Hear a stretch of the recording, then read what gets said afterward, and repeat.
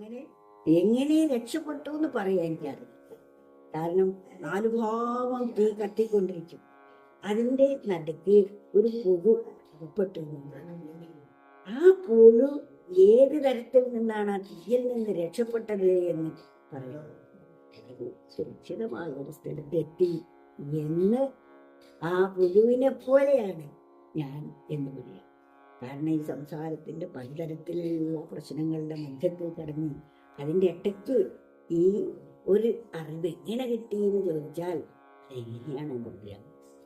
അത്രയും മഹത്തായ ഒന്നാണ് ഇത് എന്ന് ബോധിക്കുകയും അത് അനുഭവതലത്തിലേക്ക് കൊണ്ടുവരാൻ സാധിച്ചു എന്ന കൃതാർത്ഥത അത് എല്ലാവർക്കും എനിക്ക് എല്ലാവരും